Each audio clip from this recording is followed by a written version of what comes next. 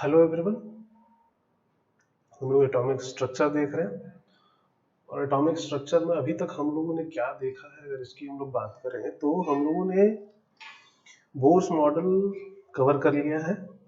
उसके पहले भी कुछ मॉडल्स हम लोग ने देखे थे, छोटे छोटे मॉडल्स थे, बट बोर मॉडल को हम लोगों ने डिटेल में कवर किया। उसमें हमने काफ़ी चीज़ें देखी, रेडियस कैसे निकाला जाता है या फिर वेलोसिटी कैसे निकालते हैं, एनर्जी कैसे निकालते हैं, डेल्टा ई कैसे निकाला जाता है, या किसी ट्रांजिशन के करस्पॉन्डिंग जो वेवलेंथ होती है लाइट रेडिएशन की वो कैसे निकालते हैं। ये सब चीजें हम लोगों ने देखी। फिर हम लोगों ने हाइड्रोजन स्पेक्ट्रम के बारे में स्टडी किया कि हाइड्रोजन स्पेक्ट्रम जो हमें पहले मिला था वो बोर मॉडल से कैसे एक्सप्लेन होता है। उसमें कई सीरीज की हम लोगों ने बात की, बहुत सारी सीरीज हम लोगों ने उसमें देखी, और किस सीरीज के लिए क्या चीजें एप्लीकेबल होंगी ये भी हम लोगों ने देखा, और किसके लिए एप्लीकेबल होगा ये भी हम लोगों ने देखा। फिर हम लोगों ने नंबर ऑफ लाइंस का फॉर्मूला हम लोगों ने लिखा, नंबर ऑफ लाइंस स्पेक्ट्रम में हमें कितनी मिलेंगी ये चीज हम लोगों ने देखी। ठीक है, यहाँ पे बोर मॉडल कंप्लीट होता है। बोर मॉडल में हम लोग को इतनी ही चीजें देखनी है, इतनी ही चीजें बोर मॉडल में है। ठीक है, अब यहाँ पे बोर मॉडल का लिमिटेशन अब हम लोग बात करेंगे कि बोर मॉडल के लिमिटेशन क्या है, क्यों बोर मॉडल डिस्कार्ड कर दिया गया, क्या लिमिटेशन होता है बोर मॉडल का। ठीक है, ये अब हम लोग को देखना है। इसके बाद फिर हम लोग नेक्स्ट मॉडल पे आएंगे। तो बोर मॉडल का लिमिटेशन, तो सबसे बड़ा लिमिटेशन बोर मॉडल का जो है वो यही है कि ये बोर मॉडल सिर्फ और सिर्फ सिंगल इलेक्ट्रॉन सिस्टम के लिए एप्लीकेबल है। मल्टी इलेक्ट्रॉन सिस्टम के लिए बोर मॉडल में हमें कोई भी चीज नहीं बताई गई कि कोई मल्टी इलेक्ट्रॉन सिस्टम का मतलब समझ रहे हैं ना, एक ऐसा सिस्टम जिसमें एक से ज्यादा इलेक्ट्रॉन हो, तो उसके बारे में हमें कोई भी चीज नहीं बताई गई है बोर मॉडल में। बोर मॉडल सिर्फ और सिर्फ किसके लिए एप्लीकेबल है, तो सिंगल इलेक्ट्रॉन सिस्टम्स। ठीक है, तो ये एक बहुत बड़ा लिमिटेशन है बोर मॉडल का। दूसरा लिमिटेशन बोर मॉडल का जो हम लोग कह सकते हैं वो ये है कि बोर मॉडल में ये बोला गया था कि इलेक्ट्रॉन अगर किसी ऑर्बिट में मूव करेगा तो उसका एंगुलर मोमेंटम मतलब एमवीआर की वैल्यू h अपॉन 2 पाई का इंटीग्रल मल्टीपल होगा, ऐसा बोला गया था बोर मॉडल में। MVR should be equal to NH upon 2 pi. But ऐसा क्यों, ये एक्सप्लेन नहीं किया गया बोर मॉडल में, क्यों ऐसा होना चाहिए ये नहीं बताया गया। बस सिंपली बोल दिया गया कि एमवीआर की वैल्यू किसके इक्वल होनी चाहिए, तो NH अपॉन 2 पाई के, जहां पे n एक इंटीजर होगा, मतलब angular momentum h upon 2 pi का इंटीग्रल मल्टीपल होगा। बट इसके पीछे रीजन क्या है ये हमें नहीं बताया गया। ये दूसरा लिमिटेशन है बोर मॉडल का। तीसरा एक लिमिटेशन क्या है, तीसरा एक लिमिटेशन ये है कि जो स्पेक्ट्रम हम लोग देख रहे थे हाइड्रोजन स्पेक्ट्रम, उसमें हम लोग बोल रहे थे स्पेक्ट्रम में हमें लाइंस मिलेंगी, है ना, ये हम लोगों ने बोला था इस तरीके से हमें स्पेक्ट्रम में लाइंस मिलेंगी। अब इस स्पेक्ट्रम के किसी एक लाइन को बड़ा करके अगर देखा जाए, जैसे एक ये लाइन है, हम बस इस लाइन को इसका एनलार्ज्ड व्यू बना रहे हैं, बस इसको अगर बड़ा करके बनाया जाए तो ये जो एक सिंगल लाइन आपको दिख रही है वो कई फाइन लाइन से मिलके बनी हुई दिखाई देती थी, इस टाइप का कुछ। उस एक सिंगल लाइन को हमने इनलार्ज कर दी, कुछ ऐसा सपोज करिए। तो एक सिंगल लाइन कई फाइन लाइन से मिलके बनी हुई दिखाई दे रही है, ऐसा कुछ दिखाई दे रहा है अगर माइक्रोस्कोप के अंदर उस स्पेक्ट्रम को हम लोग देख रहे हैं तो इसके पीछे रीजन क्या है ये भी बोर मॉडल में नहीं बताया गया। बोर मॉडल इस चीज को एक्सप्लेन नहीं कर पाया कि एक सिंगल लाइन क्यों कई फाइन लाइन से मिलकर बनी हुई दिखाई दे रही है, इस चीज का एक्सप्लेनेशन बोर मॉडल में नहीं था। तो ये सब कुछ लिमिटेशंस हैं बोर मॉडल के, इनको हम लोग वहां पे नोट करते हैं, लिखते हैं, लिखिए limitations of Bohr model, limitations of Bohr model.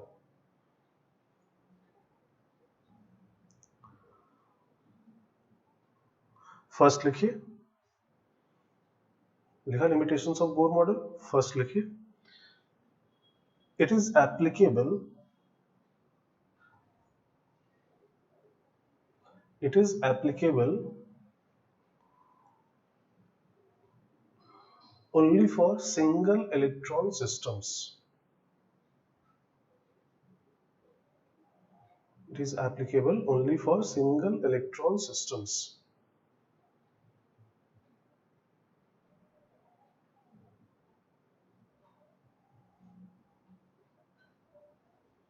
Second लिखिए, it could not explain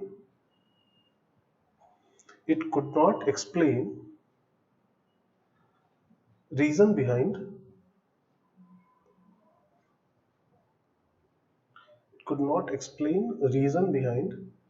quantization of angular momentum.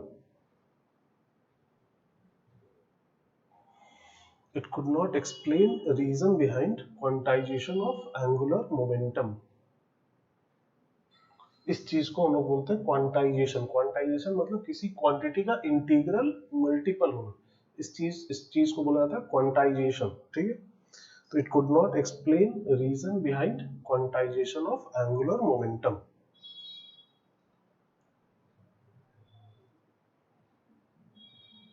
देखा. नेक्स्ट लिखिए third. Each line of hydrogen spectrum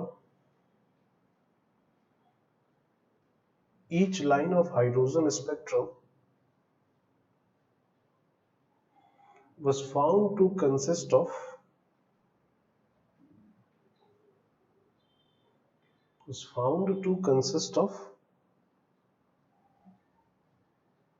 several fine lines.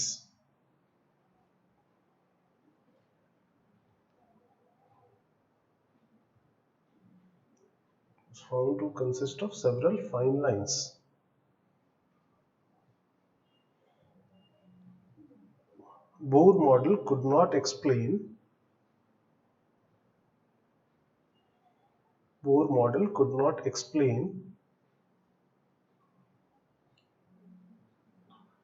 reason behind this.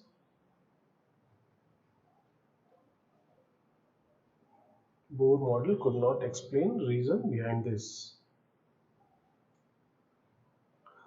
लिखा.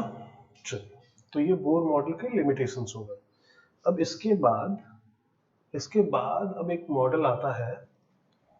साहब थे सोमरफील्ड, नाम था उनका Sommerfeld. तो उन्होंने मॉडल दिया था, हालांकि कुछ बहुत डिफरेंट नहीं है, जैसा बोर मॉडल है वैसा ही है. जो बोर मॉडल में चीजें बोली गई वो चीजें सोमरफील्ड मॉडल में भी बोली गई. इनफैक्ट सोमरफील्ड मॉडल को हम लोग बोर्स सोमरफील्ड मॉडल कहते हैं. बोर्स मॉडल का ही एक तरह से एक्सटेंशन है उन्होंने दिया. Bohr's Sommerfeld model.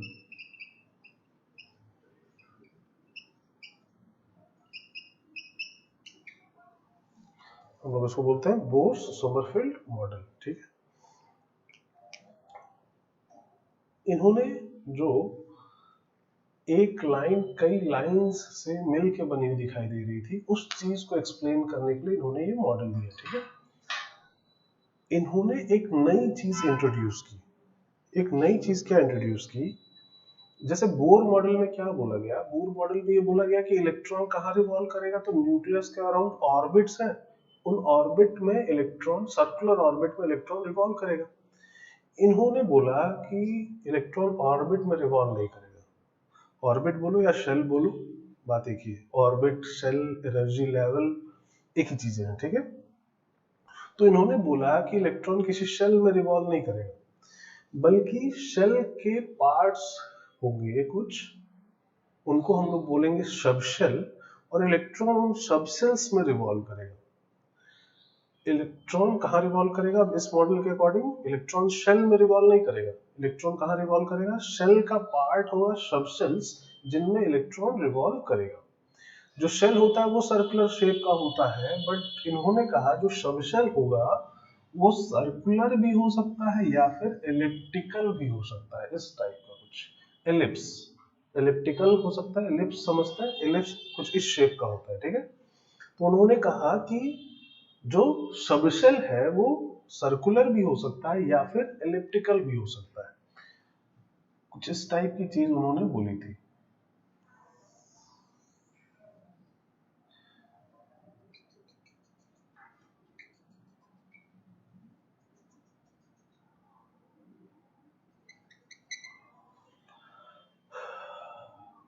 उन्होंने बोला कि किसी शेल में कई सब शेल हो सकते हैं।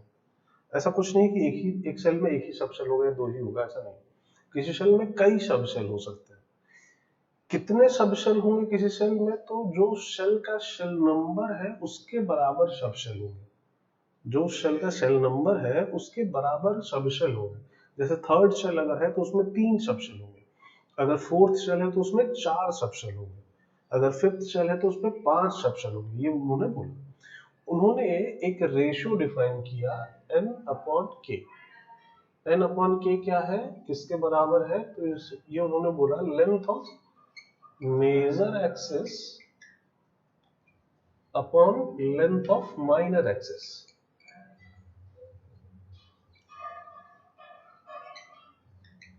Length of major axis upon length of minor axis मतलब क्या, मेजर एक्सिस और माइनर एक्सिस क्या है, ये जो एलिप्स है यहां से यहां का जो डिस्टेंस है इसको हम लोग बोलते हैं मेजर एक्सिस, और ये यहां से यहां का जो डिस्टेंस है इसको बोला जाता है माइनर एक्सिस। ठीक है, ये मेजर एक्सिस और ये माइनर एक्सिस किसी इलिप्स के लिए डिफाइन किया जाता है। ठीक है, तो उन्होंने बोला कि जो एलिप्टिकल पाथ है वो कुछ ऐसा होगा कि उसके लिए n upon k is equal to length of major axis upon length of minor axis.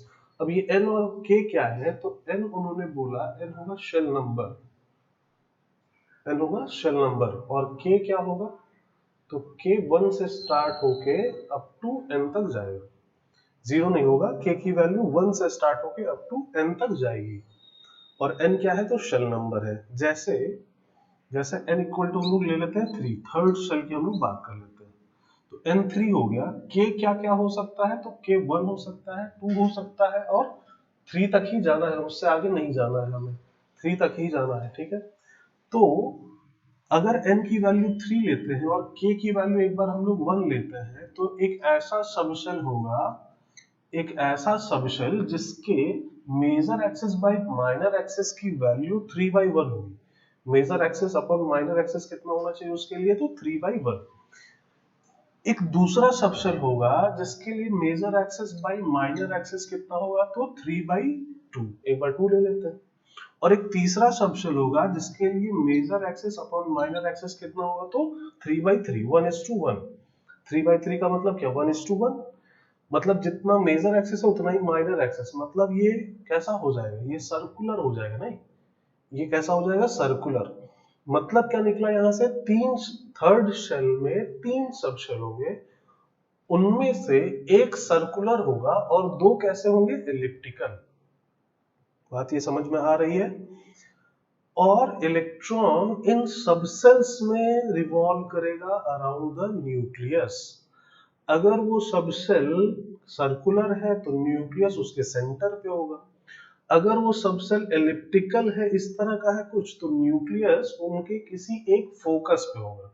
Ellipse के दो फोकस होते हैं, एलिप्स के दो फोकस होते हैं, एक इधर होता है, ये एलिप्स का सेंटर हो गया है ना, तो एक इधर और एक इधर, ऐसा होता है। ठीक है, ये सब आप लोग पढ़ेंगे, मैथ्स में पढ़ना है, हम लोग को उसकी बहुत ज्यादा जानकारी नहीं होनी चाहिए।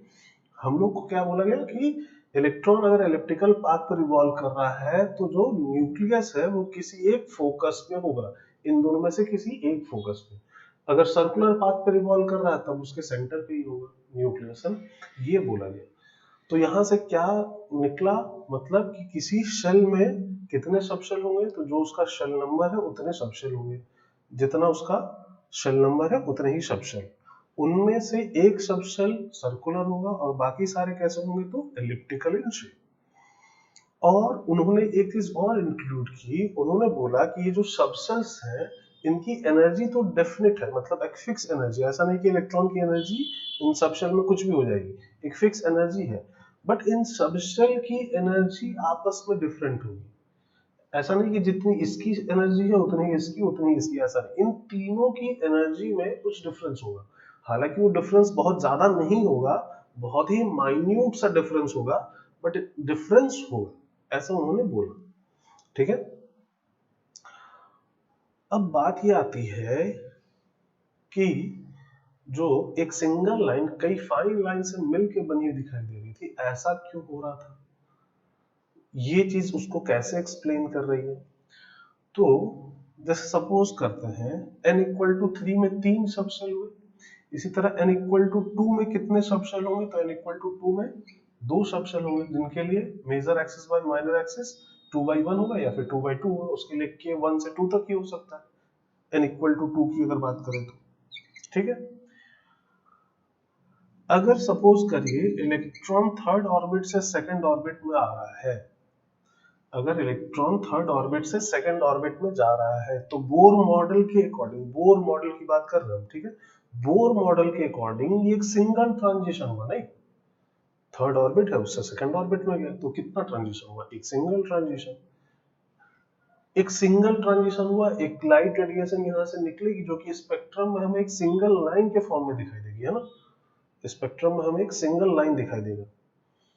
लेकिन अब अगर इस मॉडल को अप्लाई किया जाए तो इलेक्ट्रॉन अगर थर्ड ऑर्बिट में है तो कहाँ है, अब इस मॉडल के अकॉर्डिंग इलेक्ट्रॉन ऑर्बिट में सेल में तो रिवॉल्व कर नहीं रहा है, कहाँ रिवॉल्व कर रहा है, सब शेल में, तो हो सकता है कि वो थर्ड शेल के इस वाले सब शेल में रिवॉल्व कर रहा हो, या हो सकता है कि इस वाले में कर रहा हो, या हो सकता है कि इस वाले में कर रहा हो, और जब वो सेकंड शेल में जाएगा तो किस वाले सब शेल में जाएगा, तो हो सकता है इसमें जाए या हो सकता है इसमें जाए, मतलब जो एक सिंगल ट्रांजिशन हमें बोर मॉडल के अकॉर्डिंग दिख रहा है वो एक सिंगल नहीं है, अगर इलेक्ट्रॉन यहां था तो यहां से हो सकता है कि इस वाले में जाए, या फिर हो सकता है कि इस वाले में जाए,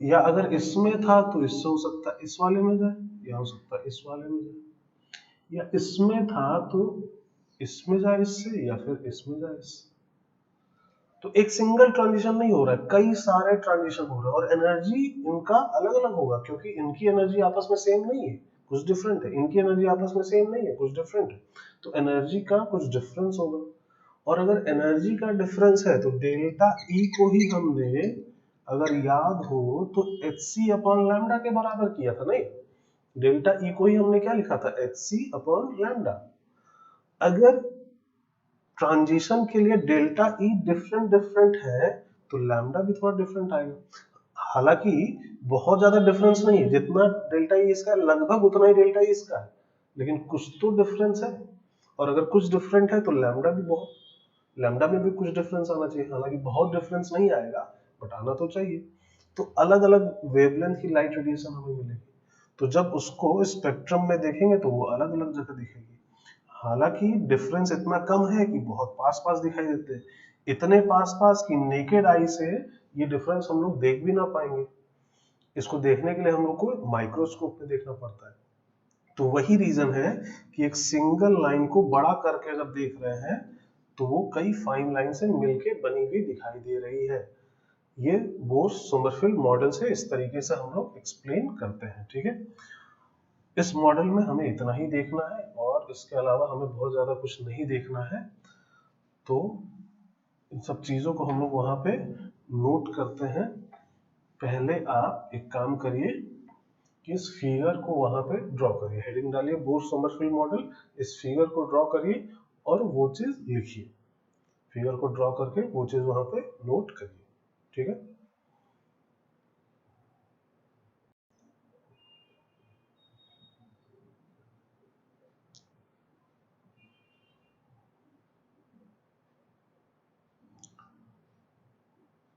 ड्रॉ कर लिया आप लोग, चलिए अब हम लोग को कुछ चीजें लिखनी है, नोट करनी है इस मॉडल में, तो हम लोग नोट करते हैं, लिखते हैं, लिखिए, according to this model,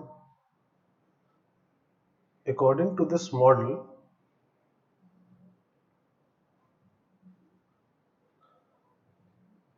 a shell consists of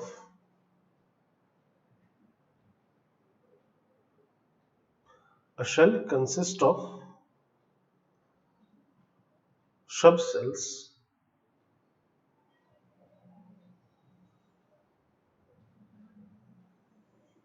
which may be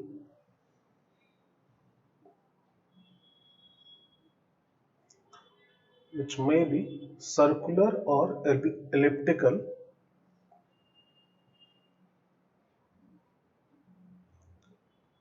which may be circular or elliptical in shape,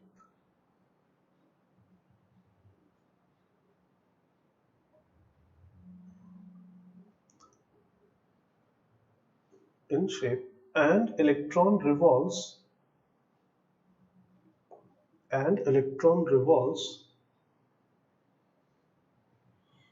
around the nucleus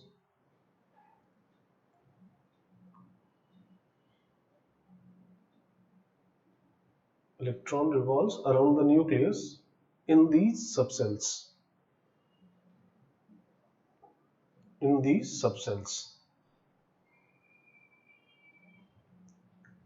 लिखा? इसी में आगे फिर कंटिन्यू करके लिखिए. Number of subcells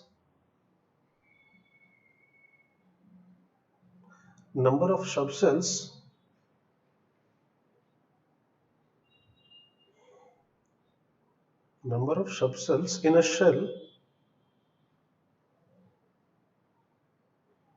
is equal to shell number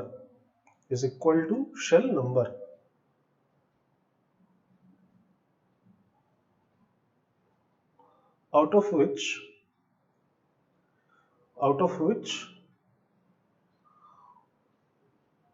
one will be circular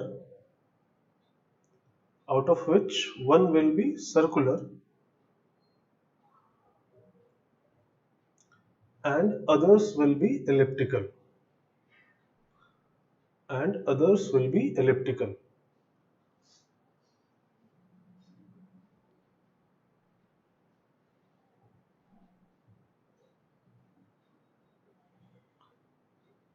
देखा?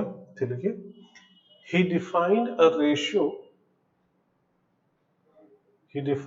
ratio for subcells.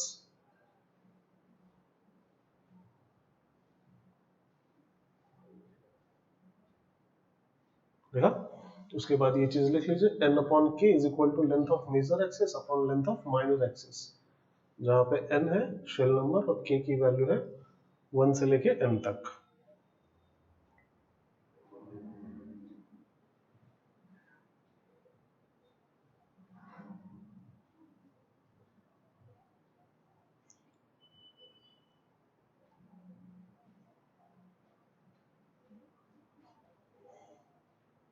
देखा?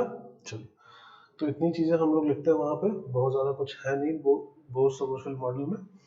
और इसके भी वही सब लिमिटेशंस हैं. इन्होंने बस एक चीज एक्सप्लेन कर दी कि एक सिंगल लाइन कई फाइन लाइन से मिलके बनी हुई क्यों दिखाई दे रही है. बस इस चीज को इन्होंने एक्सप्लेन कर दिया.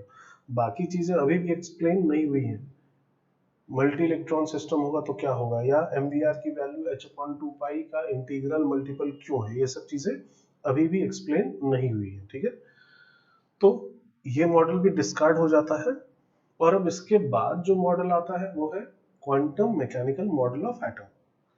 बट उस मॉडल पे आने से पहले, क्वांटम मैकेनिकल मॉडल पे आने से पहले कुछ चीजों का डेवलपमेंट हुआ, कुछ मेजर डेवलपमेंट्स हुए.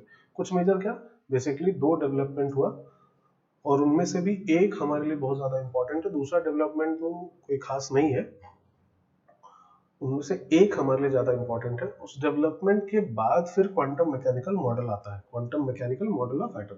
तो पहले हम लोग इन चीजों को देख लेते हैं, उसके बाद क्वांटम मैकेनिकल मॉडल पे आएंगे. ठीक है, पहले ये चीजें हम लोग देख लेते हैं. एक साहब थे, उनका नाम था डी ब्रॉगली. ठीक है, उन्होंने एक बहुत ही मेजर चीज बताई, डुअल नेचर की चीज. उन्होंने डुअल नेचर का कंसेप्ट दिया. डुअल नेचर का कंसेप्ट मतलब क्या, उन्होंने बोला कि कोई भी मूविंग ऑब्जेक्ट है, कोई भी मूविंग चीज है, तो उसको हम लोग दोनों तरीके से कंसिडर कर सकते हैं. 2 तरीके से उसको देखा जा सकता है. उसको या तो हम लोग एक ऑब्जेक्ट की तरह देख सकते हैं, या फिर उसको हम लोग एक वेव की तरह देख सकते हैं. या तो ऑब्जेक्ट या फिर वेव, दोनों नेचर वो पोजेस करता है. हाँ, किसी चीज का ऑब्जेक्ट नेचर ज्यादा सिग्निफिकेंट होता है तो उसका वेव नेचर हमें नहीं पता चल पाता है. किसी का वेव नेचर ज्यादा सिग्निफिकेंट होता है तो ऑब्जेक्ट नेचर हमें नहीं पता चल पाता है. बट उन्होंने कहा कि दोनों नेचर होते हैं. डुअल नेचर का कंसेप्ट उन्होंने लाया. जैसे अगर कोई कार है, कार मूव कर रही है तो उसका वेव नेचर भी होगा, बट वो वेव वो उसका वेव नेचर इतना इनसिग्निफिकेंट है कि हम लोग उसको देख ही नहीं पाते।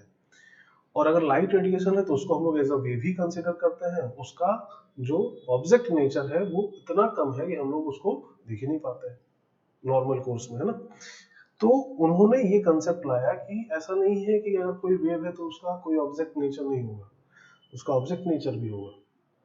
हम लोग के ऊपर है कि हम लोग कौन सा देखना चाहते हैं। हम लोग चाहें तो उसको एज अ ऑब्जेक्ट कंसिडर करें, हम लोग चाहें तो उसको एज अ वेव कंसिडर करें, ठीक है।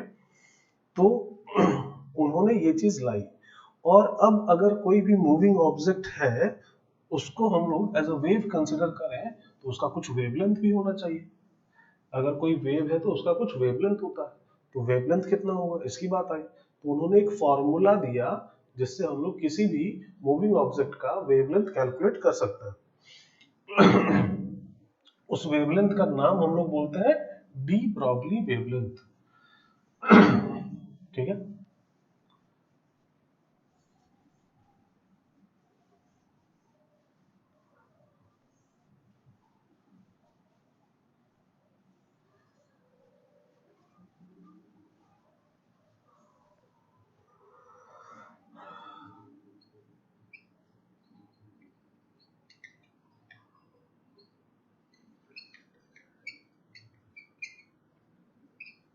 डी ब्रॉगली वेवलेंथ, इसको निकालते कैसे हैं, तो किसी मूविंग ऑब्जेक्ट का जो वेवलेंथ है वो उन्होंने बोला कि h अपॉन p के बराबर होगा।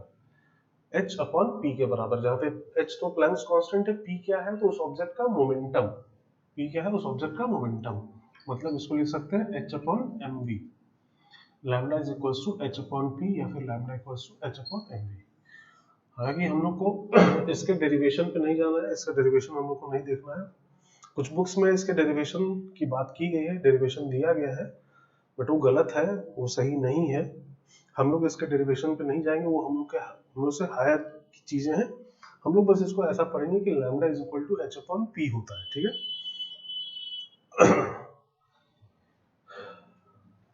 अगर हमें किसी ऑब्जेक्ट का मास पता हो, उसकी स्पीड पता हो, तो हम लोग उसका डी ब्रॉगली वेवलेंथ निकाल सकते हैं, ठीक है ना।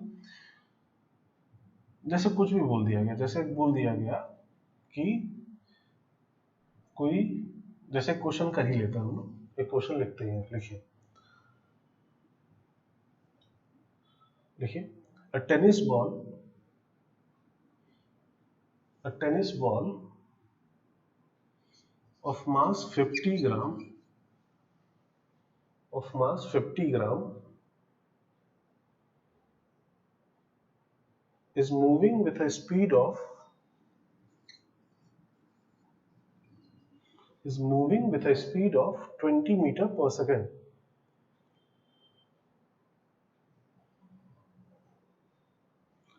Calculate its de Broglie wavelength. Calculate its de Broglie wavelength. चलिए वैल्यू रख के निकालिए जल्दी से, तुरंत हो जाएगा, ये तो कुछ है नहीं।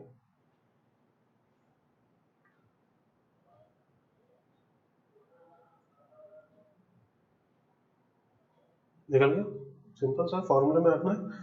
लैम्डा हमें निकालना है, h की वैल्यू होती है 6.6 into 10 raise to the power minus 34 upon mass है 50 ग्राम। अच्छा ध्यान देना है कि सब कुछ इस फॉर्मूले में किस में होना चाहिए, तो एसआई यूनिट्स, सिर्फ हम लोग एसआई यूनिट्स का यूज करेंगे इस फॉर्मूले में, ठीक है।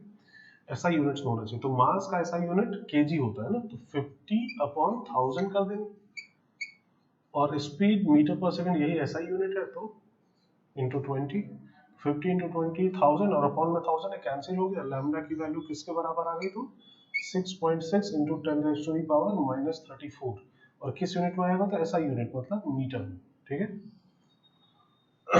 देखिए इसका वेवलेंथ इतना कम है, इतना स्मॉल वेवलेंथ है। एक टेनिस बॉल 50 ग्राम के आसपास होता है और 20 मीटर पर सेकंड ठीक ठाक स्पीड है। तो लैम्डा कितना आ रहा है, 10 raise to the power minus 34 metre के ऑर्डर में। ये वेवलेंथ इतना कम है कि आपको उसका वेव नेचर दिखाई नहीं देगा नेकेड आई से, 10 raise to the power minus 34 metre. समझ में आ रही बात। खैर, तो इस तरीके से हम लोग कैलकुलेशन कर सकते हैं। ध्यान क्या देना है, सब कुछ एसआई यूनिट्स में होना चाहिए, है ना। सब कुछ इस फॉर्मूले में एसआई यूनिट्स में होगा। चलिए तो ये हुआ डी ब्रॉगली वेवलेंथ, है ना। अच्छा, हमें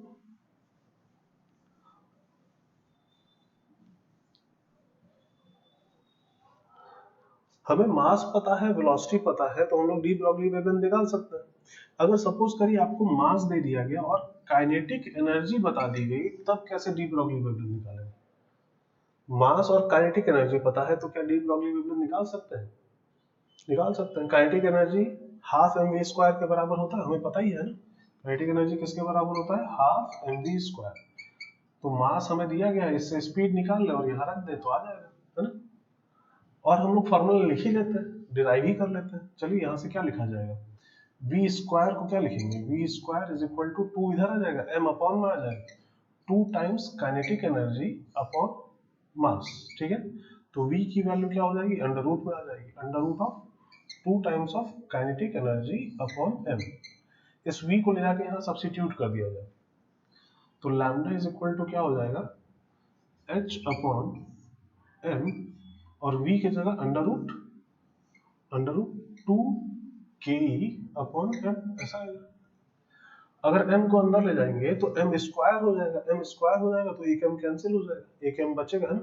एक m कैंसिल, एक m बचेगा, तो एक m बचेगा, तो ये फॉर्मूला क्या हो जाएगा? Lambda is equal to h upon under root 2m के ई, एक m बचा रह जाएगा ऊपर, तो ये फॉर्मूला हो गया लैम्डा का। दोनों ही फॉर्मूले हो गए, एक ये वाला फॉर्मूला हो गया और एक ये वाला फॉर्मूला हो गया। कब कौन सा यूज करेंगे समझ में आ ही रहा है। अगर मास और स्पीड पता हो तो ये वाला फॉर्मूला यूज किया जाएगा, अगर मास और काइनेटिक एनर्जी पता हो तो ये वाला फॉर्मूला यूज करेंगे। हाँ, इसमें भी सब कुछ क्या है? एसआई यूनिट में, एसआई यूनिट में होना चाहिए। मास किस में होना चाहिए? केजी में, और काइनेटिक एनर्जी किस में होनी चाहिए? जूल में। ठीक है, पहले वीडियो पॉज करके इतना आप नोट करिए वहां पे, फिर और आगे इस पे हम लोग बात करते हैं। नोट करिए,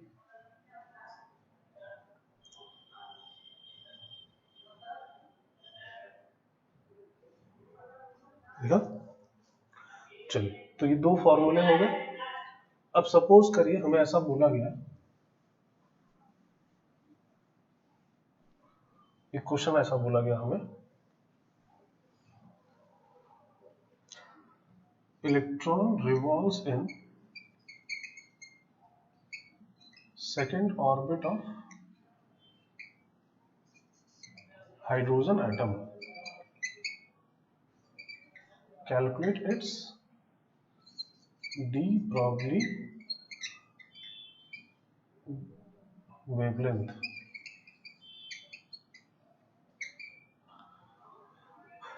बोला गया है कि इलेक्ट्रॉन है जो कि हाइड्रोजन एटम के सेकंड ऑर्बिट में रिवॉल्व कर रहा है, तो इसका डी ब्रॉगली वेवलेंथ कितना होगा ये कैलकुलेट करिए। ठीक है,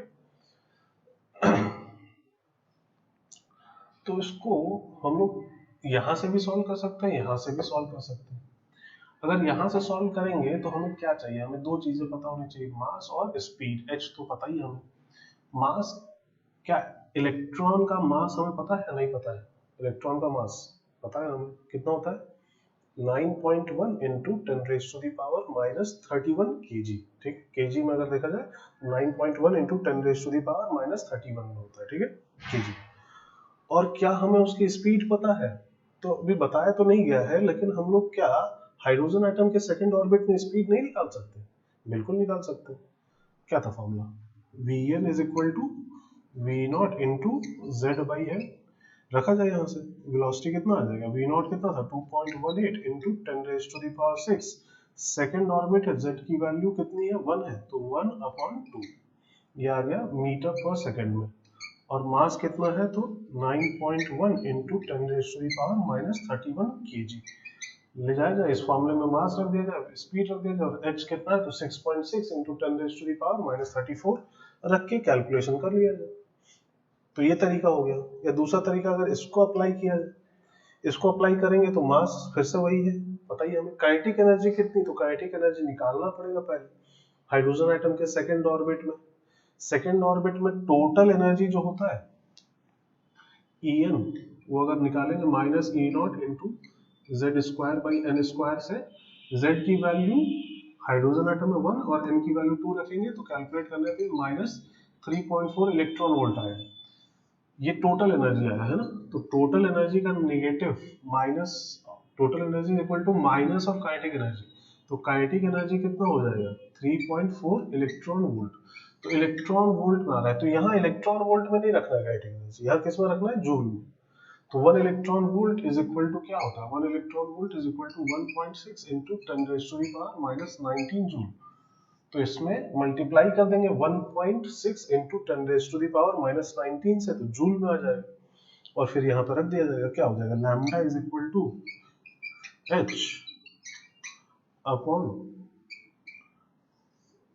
2 into m हो गया 9.1 into 10 raised to the power minus 31 into kinetic energy. Kinetic energy 3.4 electron volt में, तो जूल में 1.6 into 10 raised to the power minus 19। यहाँ से कैलकुलेट करके आ जाएगा। ठीक है, तो इस तरीके से हम लोग कैलकुलेशन कर सकते हैं, इस तरीके के क्वेश्चन बनाए जाते हैं, हम लोग सॉल्व कर सकते हैं। ठीक है, तो ये चीजें हुई डी ब्रॉगली वेवलेंथ में। और भी चीजें हम देखते हैं। एक क्वेश्चन और इन सबको लेकर बनाया जाता है, क्या बनाया जाता है,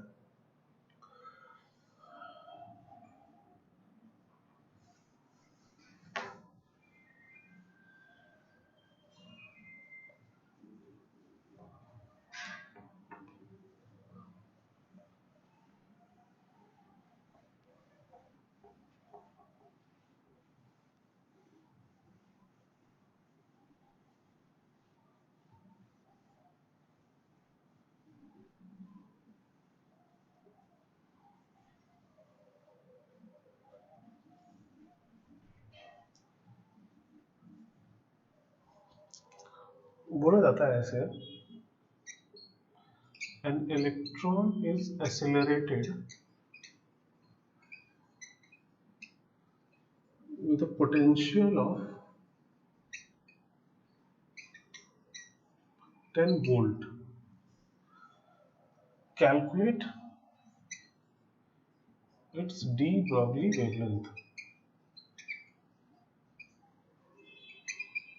ऐसा question. An electron is accelerated with 10 volt with a potential of 10 volt. Calculate its de Broglie wavelength। ऐसा क्वेश्चन बोला जाता है। अब इसका मतलब क्या है, ये de Broglie wavelength निकालना है तो समझ में आ रहा है। इसका मतलब क्या है accelerated with potential of 10 volt। तो इसका मतलब ये है कि होता क्या है, कोई चार्ज अगर Q है, कोई चार्ज अगर Q है तो उस पर हम पोटेंशियल लगाते हैं। पोटेंशियल अप्लाई करने का मतलब एक तरह से हम उस पर फोर्स लगा रहे हैं। फोर्स लगाएंगे तो ये मूव करेगा, मूव करेगा इसका मतलब इसके पास काइनेटिक एनर्जी आएगी। तो डायरेक्टली एक चीज हम लोग याद रखेंगे, क्या याद रखेंगे कि अगर कोई चार्ज है Q, उस पे आप V वोल्ट का पोटेंशियल लगाते हैं। अगर कोई चार्ज है Q, उस पर आप V वोल्ट का पोटेंशियल लगाते हैं, तो उस चार्ज की काइनेटिक एनर्जी कितनी होगी, तो Q इंटू V के बराबर।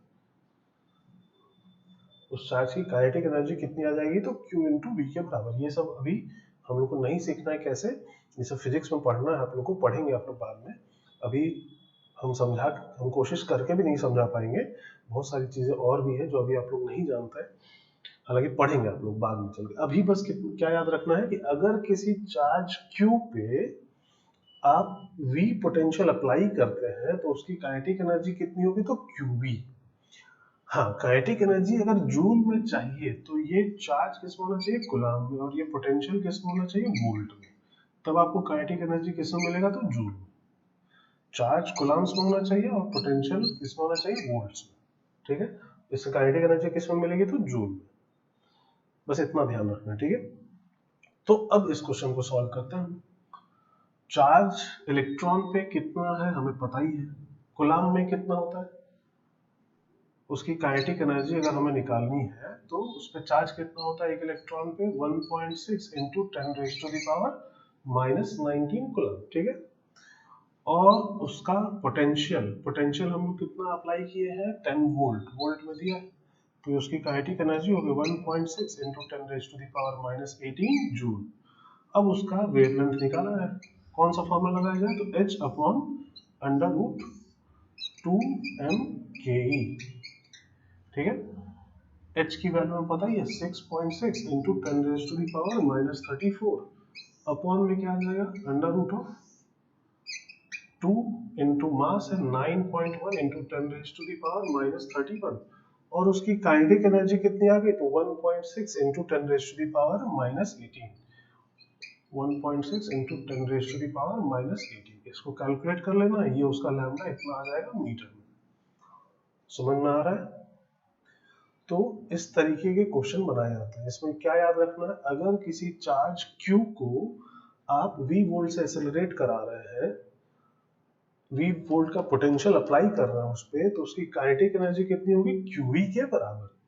हाँ, यहाँ चार्ज को साइन के साथ नहीं रखना, बस चार्ज की वैल्यू मैग्नीट्यूड रखना है, ठीक है। चार्ज का हमें मैग्नीट्यूड रखना होता है यहाँ पे, साइन के साथ नहीं रखना, ठीक है। इस क्वेश्चन को नोट करिए वहां पे वीडियो पॉज करके।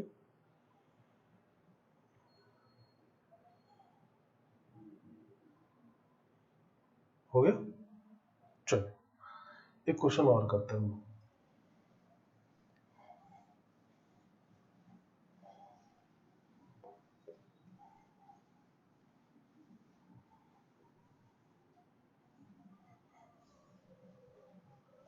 लिखते हैं, लिखे an electron, proton and alpha particle, an electron, proton and alpha particle are accelerated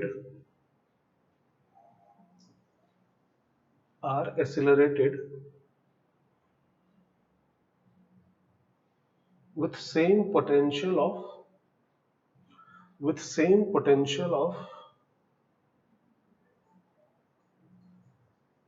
V volts, with same potential of V volts. What is the order of their de Broglie wavelength? What is the order of their de Broglie wavelength? Order मतलब lambda कुछ electron का आएगा, lambda कुछ proton का आएगा, lambda कुछ alpha particle का आएगा। तो इनमें कौन बड़ा कौन छोटा है ये हमें बताना है। इन तीनों का ऑर्डर क्या है, कौन इंक्रीजिंग ऑर्डर या डिक्रीजिंग ऑर्डर में, किसी एक में हम लोग को बताना है कौन बड़ा कौन छोटा, तीनों को रिलेट करना है, ठीक है। चलिए वीडियो पॉज करिए, ट्राई करिए इसको, फिर हम लोग देखते हैं कैसे निकाला जाएगा।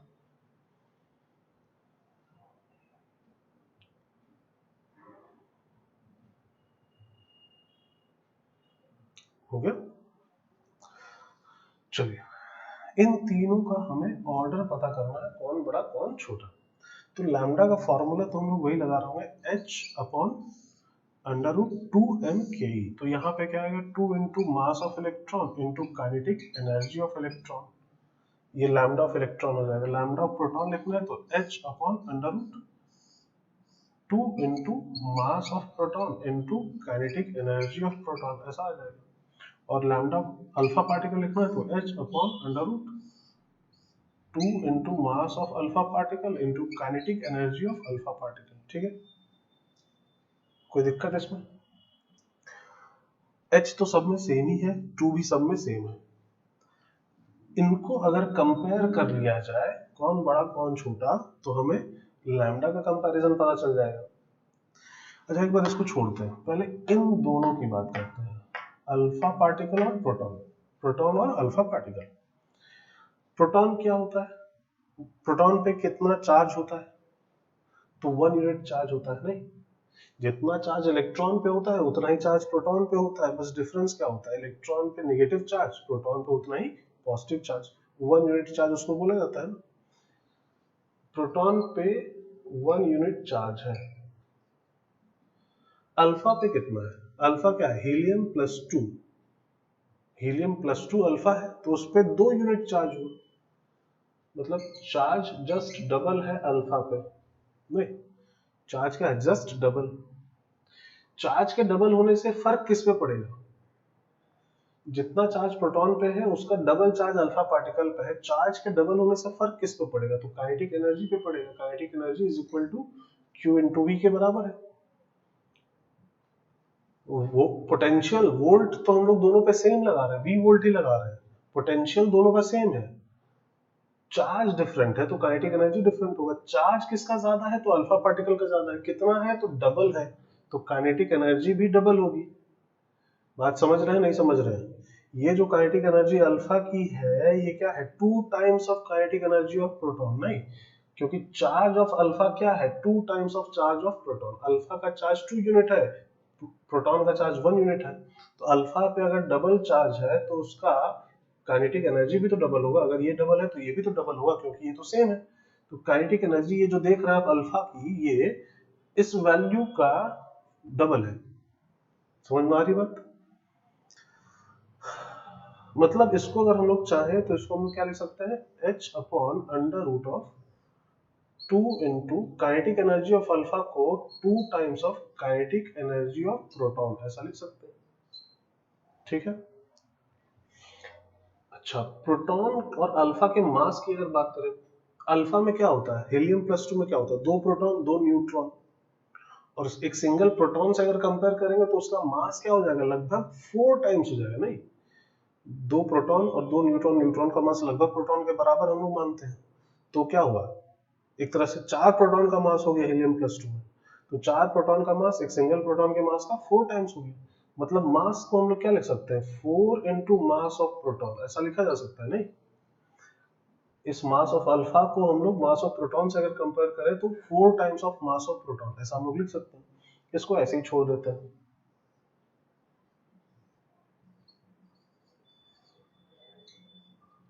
ठीक है, इन दोनों में अब कंपेयर करते हैं। ये एक वैल्यू है और ये दूसरी वैल्यू है, कौन सी वैल्यू बढ़ी है, पहली वाली या दूसरी वाली?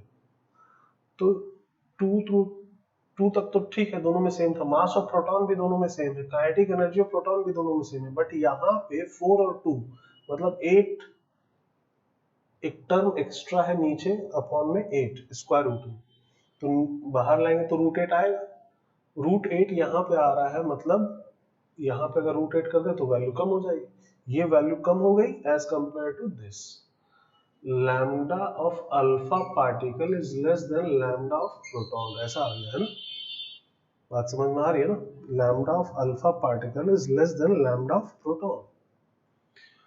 अब प्रोटॉन से कंपेयर करते हैं इलेक्ट्रॉन को, प्रोटॉन से कंपेयर किया जाए इलेक्ट्रॉन को, काइनेटिक एनर्जी को कंपेयर करते हैं, पोटेंशियल हम लोग दोनों पे सेम लगा रहे हैं, और इलेक्ट्रॉन पे भी 1 यूनिट चार्ज होता है, जितना चार्ज प्रोटॉन पे उतना ही चार्ज इलेक्ट्रॉन पे मैग्नीट्यूड वाइज, तो काइनेटिक एनर्जी तो दोनों का सेम हो गया, जितना काइनेटिक एनर्जी इलेक्ट्रॉन का है उतना ही काइनेटिक एनर्जी प्रोटॉन का है, दोनों का काइनेटिक एनर्जी सेम है, बस डिफरेंस क्या है, मास में, मास ऑफ इलेक्ट्रॉन और मास ऑफ प्रोटॉन, और किसका मास ज्यादा है तो प्रोटॉन का मास ज्यादा है, इलेक्ट्रॉन का मास कम है। ये वैल्यू अगर कम है, ये वैल्यू अगर ज्यादा है, तो क्या हुआ, ये वैल्यू कम हो जाएगी ना, ये वैल्यू क्या हो जाएगी, ज्यादा हो जाएगी, है ना, क्योंकि मास ऑफ इलेक्ट्रॉन स्मॉल है as compare to mass of proton, ये डिनोमिनेटर वाली क्वांटिटी छोटी है तो ये क्वांटिटी बड़ी हो जाएगी, तो इलेक्ट्रॉन का वेवलेंथ प्रोटॉन से भी ज्यादा हो जाएगा, प्रोटॉन से ज्यादा हो गया तो अल्फा से तो ज्यादा हो ही गया, मतलब ऑर्डर क्या हो जाएगा, lambda of electron is greater than lambda of proton is greater than lambda of alpha, ये ऑर्डर आएगा। ठीक है, इस तरीके के ऑर्डर वाले क्वेश्चंस भी बनाए जाते हैं। समझ में आ रही है बात? चलिए, तो ये हो गया डी ब्रॉगली और उस पर बेस्ड क्वेश्चन। अब ये जो बोर मॉडल में बोला गया था mvr equals to nh upon 2 pi, ये बोर डी ब्रॉगली ने प्रूव किया कि ऐसा क्यों,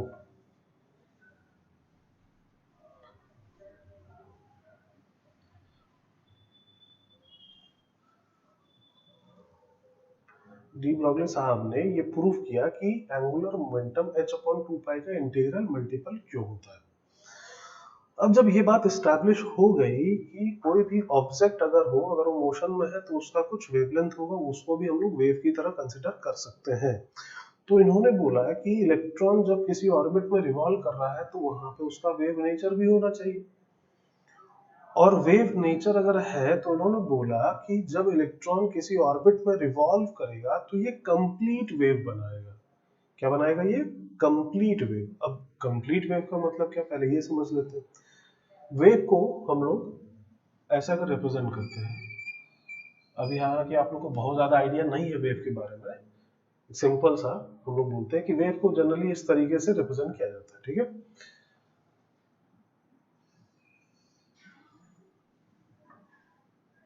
ड्राइंग मेरी थोड़ी खराब है, थोड़ी क्या बहुत ही खराब है, तो उस पर ध्यान मत दीजिएगा। तो वेव मान लेते यहां से स्टार्ट हो रही है तो यहां पे खत्म, फिर वही पैटर्न रिपीट हुआ है ना। तो यहां से यहां तक का जो डिस्टेंस होता है वेव का, उसी को हम लोग उसका वेवलेंथ बोलते हैं, ठीक है। क्या बोलते हैं इसको? उसका वेवलेंथ। और यहां से यहां तक को हम लोग बोलते हैं एक कंप्लीट वेव। ये पूरा अगर कंप्लीट हुआ है तब बोला जाएगा कि ये एक वेव है, ठीक है। अगर यहां से यहां तक पहुंच गए तो अब कितने वेव हो गए हमारे पास? 2 वेव, ठीक है। यहां से यहां तक पहुंचे तो 2.5 वेव, 1, 1.5, 2, 2.5, इस तरीके से, ठीक है। तो इन्होंने क्या बोला कि अगर इलेक्ट्रॉन किसी ऑर्बिट में रिवॉल्व करेगा तो वहां कंप्लीट वेव बनाएगा। हाफ, 1/3, 1/4 इस तरीके से वेव नहीं बनेंगे। जब भी बनेंगे कंप्लीट वेव बनेंगे। और कितने वेव बनेंगे ये भी उन्होंने बोला। उन्होंने बोला कि किसी ऑर्बिट में जब इलेक्ट्रॉन रिवॉल्व करेगा तो कितने वेव्स बनेंगे, तो जो ऑर्बिट नंबर होगा उतने ही वेव्स बनने चाहिए। जो उसका ऑर्बिट नंबर है, जिस ऑर्बिट में वो रिवॉल्व कर रहा है, तो उतने ही वेव्स भी बनने चाहिए। मतलब जैसे अगर इलेक्ट्रॉन फोर्थ ऑर्बिट में रिवॉल्व कर रहा है तो 4 वेव्स बनेंगे। अगर थर्ड ऑर्बिट में रिवॉल्व कर रहा है तो 3 वेव्स बनेंगे। अगर फिफ्थ ऑर्बिट में रिवॉल्व कर रहा है तो 5 वेव बनेंगे। ये उन्होंने बोला। तो इसको थोड़ा सा हम शो करने की कोशिश करते हैं कि क्या उन्होंने बोला था। हालांकि उतना अच्छा नहीं होगा। सपोज करिए न्यूक्लियस है, ये न्यूक्लियस है और इलेक्ट्रॉन रिवॉल्व कर रहा है तो कंप्लीट वेव्स बनेंगी। तो उन्होंने कुछ ऐसा बोला,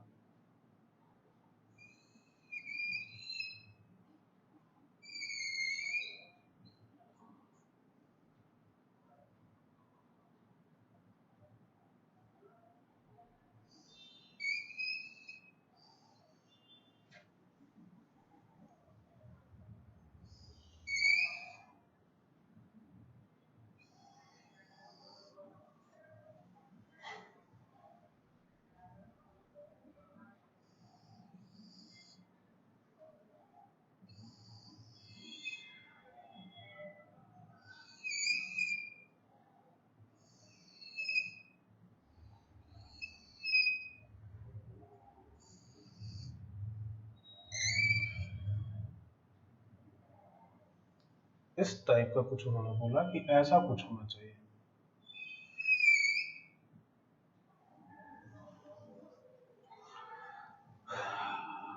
इस टाइप का कुछ, मतलब जैसे यहां से स्टार्ट किए तो यहां पे पहुंचे तो एक वेव हुआ है ना। यहां से स्टार्ट किए फिर वापस यहां पे पहुंचे तो दूसरा वेव हुआ। यहां से स्टार्ट किए वापस यहां पे पहुंचे तो तीसरा वेव हुआ। फिर यहां से स्टार्ट किए वापस यहां पे पहुंचे तो कुछ गड़बड़ हो गया नहीं। यहां से यहां तक 1, 2, 3, 4, ठीक है। कितने वेव्स बने? 4। टोटल 4 वेव्स यहाँ पे बन रहे हैं ना। तो 4 वेव्स बन रहे हैं तो ये ऑर्बिट कौन सा होगा? तो 4 होगा। जिस ऑर्बिट में रिवॉल्व करेगा उतने ही वेव्स बनेंगे। बात समझ में आ रही है कुछ? जिस ऑर्बिट में रिवॉल्व करेगा उतने ही वेव्स बनेंगे। थर्ड ऑर्बिट में रिवॉल्व करेगा तो 3 वेव बनेंगे, फोर्थ ऑर्बिट में तो 4 वेव बनेंगे, फिफ्थ ऑर्बिट में तो 5 वेव बनेंगे।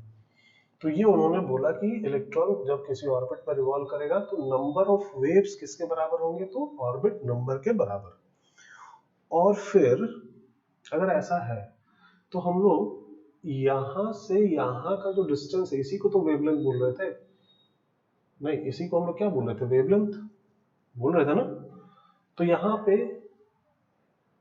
एक वेवलेंथ हुआ, 2 वेवलेंथ, 3 वेवलेंथ, 4 वेवलेंथ। मतलब ये जो सरकमफ्रेंस है 2 pi r is equal to किसके बराबर होना चाहिए? 4 lambda. 2 pi r equal to यहाँ पे क्या होना चाहिए? 4 लैम्डा। समझ में आ रही बात? तो ये फोर्थ ऑर्बिट के लिए। अब इसको अगर जनरलाइज करें, किसी nth ऑर्बिट की अगर बात करें, किसी भी nth ऑर्बिट की, तो वहां पे कितने वेव्स बनेंगे? तो nth ऑर्बिट मतलब ऑर्बिट नंबर कितना होगा? तो n। कितने वेव्स बनेंगे? तो n नंबर ऑफ वेव्स बनेंगे, है ना? n नंबर ऑफ वेव्स बनेंगे, तो n नंबर ऑफ वेव्स मतलब 2 पाई r जो सरकमफ्रेंस वहां पे होगा वो किसके बराबर हो जाएगा? तो n लैम्डा के बराबर हो जाएगा। और रेडियस किसका?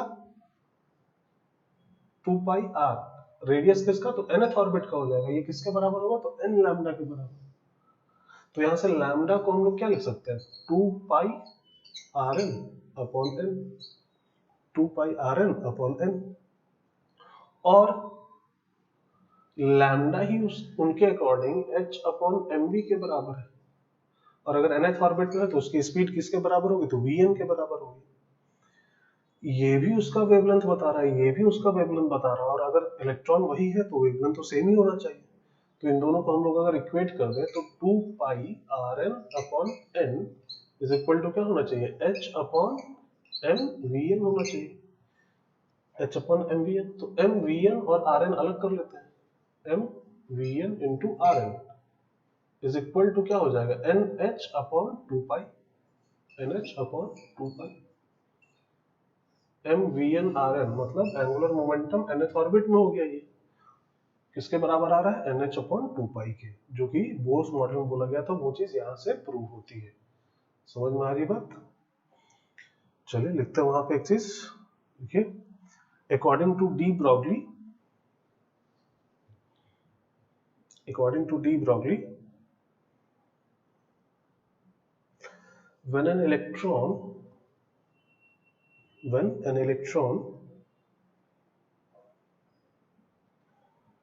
revolves in an orbit,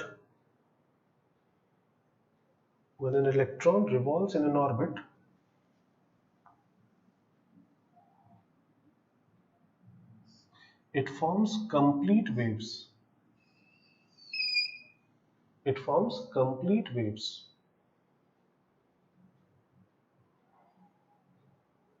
And number of waves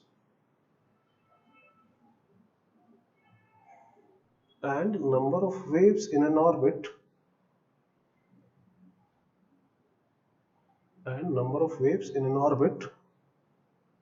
is equal to orbit number. लिखा? is equal to orbit number. इस चीज को ड्रॉ करिए और इस चीज को वहां पे नोट कर लीजिए। और ये भी एक इंपॉर्टेंट चीज है, 2 pi R N equals to N lambda. इस चीज को नोट करिए, वहां पे वीडियो पॉज करिए और नोट करिए।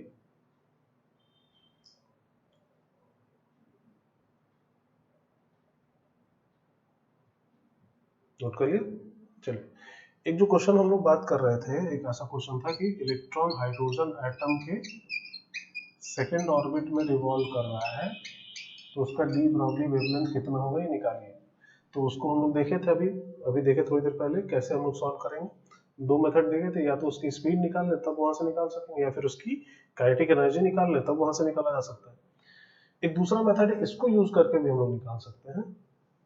हाइड्रोजन एटम के सेकंड ऑर्बिट में रिवॉल्व कर रहा है, तो 2 इंटू पाई इंटू रेडियस यहाँ सेकंड ऑर्बिट का रख दिया जाए, कितना हो जाएगा? R not into n square मतलब 2 स्क्वायर बाई जेड। जेड कितना है? 1 hydrogen atom is equal to N lambda. और एन क्या है? सेकंड ऑर्बिट है, तो 2 वेव बनेंगे इंटू लैम्डा। यहाँ से आर नॉट की वैल्यू रख के लैम्डा निकाला जा सकता है। तो ये भी एक तरीका है, और ये ज्यादा शॉर्ट है नहीं। तो अगर किसी ऑर्बिट में निकालने बोला जा रहा है तब तो ये वाला चीज अप्लाई करिए, ज्यादा अच्छा से ज्यादा आसानी से आएगा। स्पीड निकालेंगे फिर निकालेंगे, या फिर काइनेटिक एनर्जी निकालेंगे फिर निकालेंगे, तब वो लेंदी हो जाएगी। यहाँ से बहुत आसानी से हम लोग सॉल्व करके लिख सकते हैं। ठीक है, चलिए, तो ये हो गया डी ब्रॉगली वेवलेंथ, और हम लोग आज की क्लास यहीं पे कंक्लूड करते हैं। इसमें आप लोग असाइनमेंट लगाएंगे, और इसके आगे फिर अब हम लोग नेक्स्ट क्लास में देखेंगे क्वांटम मैकेनिकल मॉडल। ठीक है, चलिए, थैंक यू।